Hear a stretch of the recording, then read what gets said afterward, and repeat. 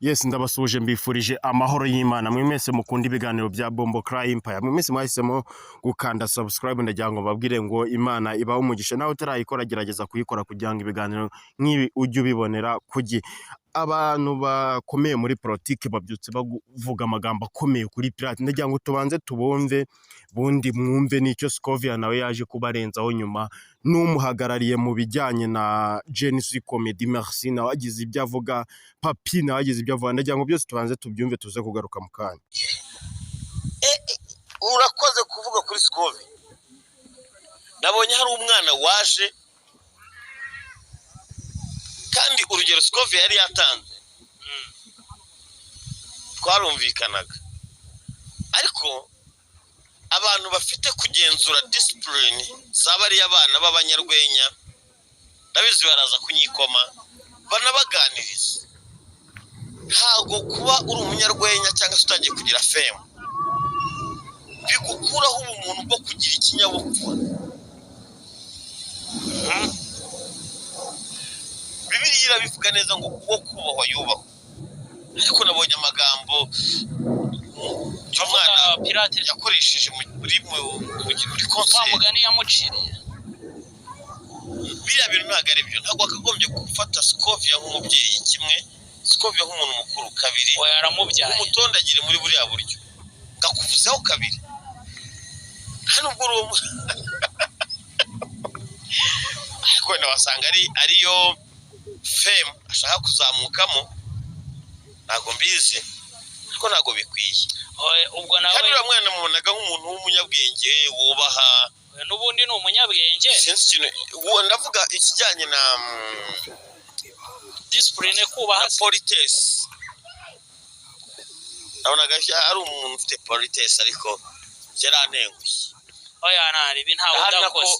Ora ntawe udakosa kandi kamwisabire rwose. Scovia ni umubyeyi. Scovia ni umubyeyi. Pirate ndakwinginze urebe Scovia umusaba imbabazi. Kandi kiza cya Scovia ubu nta nubwo abitekerezaho biri nta bitinda. Nkubwire Papi, nta murozi wabuze umukarabyo. Ibyo bindi simbizi. Ntago mbigiye kubivuga, ariko Jacques arantengushye nawe. Ariko si ubwo Jacques kugutenguha urumva ari ikintu kigutunguye. Arambwiye ngo ntawe ugorora ikijumba. Iyo kigoroye kiravunika nyine. Ahubwo ikijumba ninde kugororwa ninde ukukora. Nanjye nicyo nsigaye niba.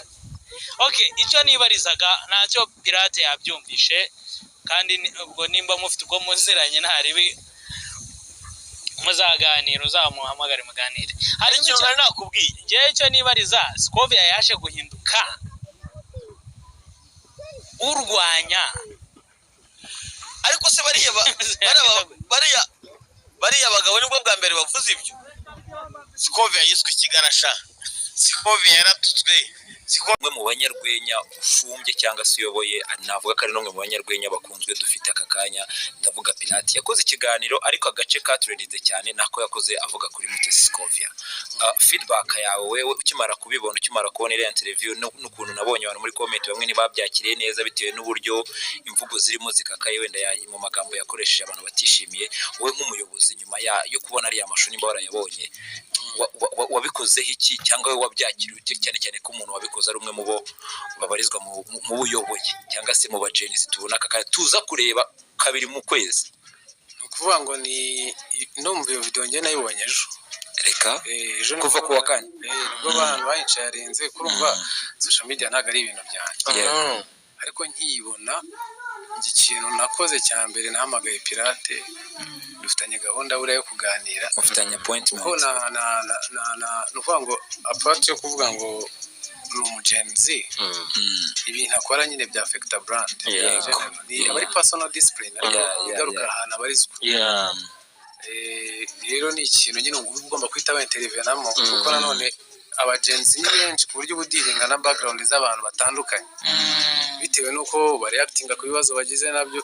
Buriya abantu bagira imitekerereze itandukanye, ariko akenshi iterwa na experience cyangwa ubuzima banyuze. Rero iyo ubonye ikindi n'ibi bintu byacu bya social media, hari igihe bikubeshya ko hari ijambo ufite rimwe na rimwe kubera ama likes n'ama views, ariko bidahura na reality.